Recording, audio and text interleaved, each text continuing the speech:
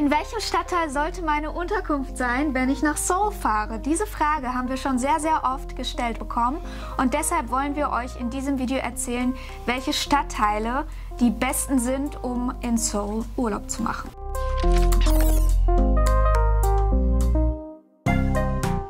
Hallo und herzlich willkommen auf unserem Kanal. Wir sind Anna und Anna. Bevor wir jetzt gleich anfangen, euch die ganze Auflistung zu nennen und die einzelnen Stadtteile, stellt bitte unbedingt sicher, dass ihr unseren Kanal abonniert, denn es kommt jede Woche ein neues Video rund um eure Korea-Reise und wenn ihr all diese Videos angeschaut habt, dann seid ihr auf jeden Fall tipptopp vorbereitet für euren Korea-Urlaub. Ja, es gibt ja wichtige Kriterien für den Wahl von einer Unterkunft. Ja, der Unterkunft sollte unbedingt, finde ich, in der Nähe von Sehenswürdigkeiten sein. Ne? Wenn ihr etwas bucht und nichts rundherum ist, dann lohnt es sich für mich nicht, nach Seoul zu fahren. Es ist auch natürlich sehr wichtig, wenn ihr eure Unterkunft in der Nähe von Metrostationen ist, da ihr dann viel mehr Möglichkeiten habt, etwas zu erreichen und ja, es ist super wichtig. Ist auch sehr wichtig, gute Anbindungen an Flughafen zu haben und an andere Stadtteile zu haben. Ja, und jetzt geht's los mit dem Vor- und Nachteile über die Stadtteile, wo die meisten Touristen übernachten. Und der erste ist, Insadong liegt im Jeongno-gu. Bitte schreibt das irgendwo, weil ich bin ziemlich sicher, dass ich es nicht so gut gesagt habe. Die Vorteile von diesem Stadtteil sind, dass man diese buddhistischen Tempel oder die Paläste und der buddhistische Tempel Jogyesa einfach zu erreichen sind. Und dieser Bukchon-Hanok-Dorf, über den wir im letzten Video, denke ich, gesprochen haben, ist auch da in dieser Region und zu Fuß zu erreichen, wenn was. Insadong ist sehr gut mit anderen Stadtteilen durch Metro verbunden, also ganz praktisch auch wieder. Es gibt voll viele Restaurants in der Nähe. High Five für die, die Essen lieben. Und für Leute, die Kinder haben, Familie haben, es ist eine viel ruhigere Region als andere, wie zum Beispiel Gangnam oder wie heißt diese Suppe? Hongdae. Also super für Familien, super ruhig und kinderfreundlich. Nachteile gibt es natürlich ja auch immer. Es gibt da keine Nightlife, also für die Party-Liebhaber ist es keine gute Region vielleicht. Wähle eine andere aus. Dann machen wir weiter mit Myeongdong. Ich glaube, das kennt jeder. Das ist nämlich das Shopping-Paradies für Touristen in Seoul. Auf jeden Fall, wie gesagt, dort ist diese ganz, ganz berühmte Einkaufsstraße. Also wer wirklich zum Shoppen dahin geht, bitteschön, da ist das absolute Paradies. Dort gibt es alle wichtigen Kosmetikmarken auf jeden Fall. Dort gibt es auch viele europäische Brands. Dort gibt es, glaube ich, einen Adidas-Laden, dort gibt es einen Nike-Laden. Viele Streetfood-Stände sind dort auch aufgebaut. Meistens erst abends werden die aufgebaut. Besonders praktisch ist, dass Myeongdong eigentlich fast genau in der Mitte von Seoul liegt, also sozusagen im Zentrum. Das ist natürlich immer eine ganz günstige Lage, weil man von dort aus fast überall hinkommt und sich dadurch auch viel Zeit spart, als wenn man von einem Stadtende komplett bis zum anderen fahren muss. Weil das so beliebt dort ist und auch so viele Touristen anzieht, gibt es dort natürlich auch unzählige Restaurants und auch sehr, sehr viele Cafés. Also es gibt ja viele so Café-Hunter in Seoul, weil die Cafés dann natürlich auf einem ganz anderen Level sind als hier in Deutschland. Ich habe ja schon in dem Video Sehenswürdigkeiten in Seoul so viel über den Namsan Tower geredet und Myeongdong liegt direkt dort neben, also direkt daneben quasi. Man kann halt zu Fuß von dieser Myeongdong Street bis zu dieser Cable Car Station kommen. Also es ist wirklich eine super Gegend. Kleiner Nachteil ist natürlich, dass es immer stark besucht ist. Dort ist immer viel los, viel Hektik auch. Also auch an der Myeongdong Street viel so Gedränge, alle wollen schnell durch und so. Ist natürlich nicht für jedermann was, aber wenn ihr damit leben könnt, dann bitteschön. Und ein weiterer kleiner Nachteil ist, dort gibt es auch nicht ganz so viel Nightlife wie in anderen Stadtteilen. Und das nächste, den jeder kennt, ist Hongdae. Ui! Für alle Liebhaber von Partys. Hongdae liegt in Mapogu. Es ist in der Nähe von der Universität von Hongik. Es ist ein trendiges Viertel mit Straßenkünstlern.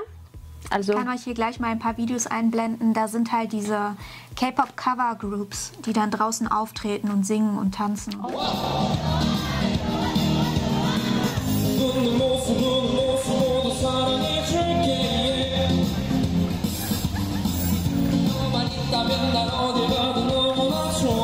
Da ist so viel K-Pop-Mode zu finden mit günstiger Preise. Ich will einfach dahin nur dafür. Nicht für Kosmetik, aber für Sachen zum Anziehen. Die Sache ist bei Koreanern ist, dass die nur One Size meistens haben. Und ich bin kein One Size. Es sind auch sehr viele Bars und Clubs zu finden. Also es ist eher für junge Leute, nicht mehr für mich, aber für dich auch nicht. Also nicht mehr für uns, aber für Liebhaber von Diskotheken, Clubs und so weiter. Bitte schön. Hab viel Spaß. Da sind viele Touristen und viele Wandmalereien, viele Karaokes auch. Ich will das irgendwann auch probieren, weil die Karaokes sind einfach anders.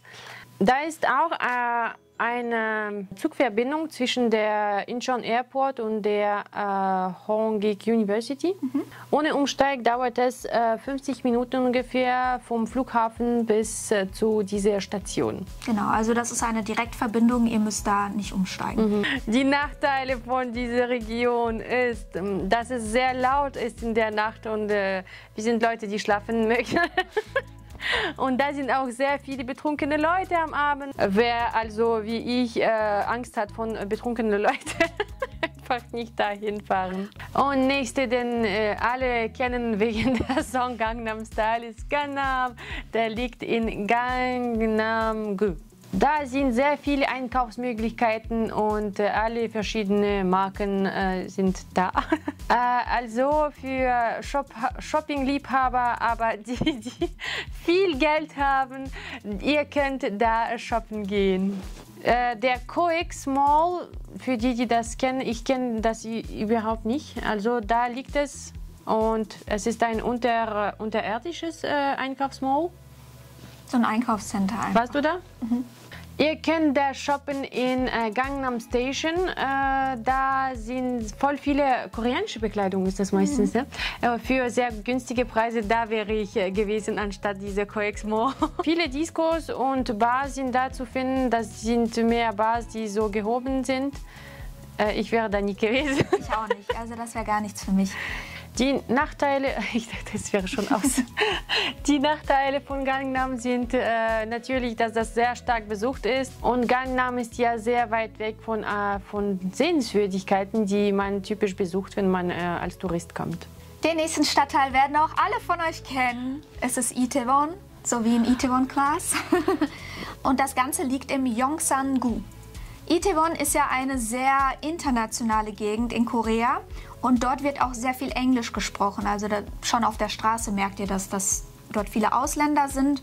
Das beeinflusst natürlich auch die Essenskultur so ein bisschen. Das heißt, dort gibt es sehr viele internationale Restaurants. Dort werdet ihr auch indisches Essen finden. Europäische Küche ist da auch sehr vertreten. Also für die Leute, die jetzt zum Beispiel koreanisches Essen nicht so gerne mögen, geht nach Itaewon. Dort werdet ihr alle anderen Küchen auch finden. Ja, das ist natürlich eine Gegend für alle Partyliebhaber, für alle, die Bars lieben und Clubs und einfach in dieses Nightlife einfließen wollen. Denn in Itaewon hat alles bis in die frühen Morgenstunden auf. Dort ist eigentlich Party durchgehend und vor allen Dingen aufpassen, freitags, samstags abends ist dort einfach die Hölle los. Also dort ist so viel los, es ist so voll, dass ihr teilweise sogar Probleme bekommt, dort Plätze in Restaurants und so zu bekommen. Itaewon hat auch eine relativ günstige Lage. Das ist auch nicht ganz so weit weg vom Nansam Tower. Also wenn ihr Nightlife und halt so ein bisschen Shopping miteinander verbinden wollt, dann ist Itaewon genau das Richtige für euch. Dann gibt es noch ein paar Museen, die sich auch dort befinden. Das muss ich leider wieder vorlesen. Einmal das Leeum Samsun Museum of Art. Und für die Moslems unter uns, die einzige Moschee, die es in Seoul gibt, ist auch in Itaewon. Das ist die Zentralmoschee. Also für die Leute, denen das wichtig ist. Und weil dort die Moschee ist, habe ich gehört, dass es dort auch ein paar Halal-Restaurants gibt. Also für die Leute, die auch da ein bisschen Probleme haben, vielleicht im Ausland was zu finden oder jetzt in Korea speziell. Da sind ein paar vertreten. Die Nachteile von Itaewon sind speziell auf uns bezogen jetzt wieder, dass es dort sehr laut ist, sehr voll ist, sehr viele Betrunkene nachts auf den Straßen. Also für mich persönlich ist das nichts, aber ich weiß, dass Leute auch manchmal diesen Trubel mögen. Also das ist jetzt nur ein Nachteil für uns. Unserer Meinung nach sind die besten Stadtteile Insadong, Myeongdong und Itaewon. Natürlich hat Korea oder Seoul jetzt an sich noch ganz, ganz viele andere Stadtteile. Die sind aber entweder nicht so gut für Touristen geeignet oder die sind einfach super weit weg. Das war's eigentlich mit dem Video. Ich hoffe, das war für einige von euch hilfreich. Falls ihr irgendwelche Fragen habt, bitte fragt in den Kommentaren. Wir antworten euch auf alles. Und bitte abonniert unseren Kanal. Das ist nicht nur für uns eingefallen, sondern ihr kriegt dadurch ja auch was. Nämlich ganz exklusive Informationen rund um eure Korea-Reise. Alle Videos, die damit zu tun haben, sind in einer extra Playlist. Schaut euch die an und dann seid ihr super vorbereitet. Danke fürs Anschauen. Dankeschön. Und wir sehen uns im nächsten Video. Wir sehen uns. Bye. Tschüss. Das Video war eine Katastrophe. Es war so unglaublich lang. Warum haben wir so viel Störung gehabt?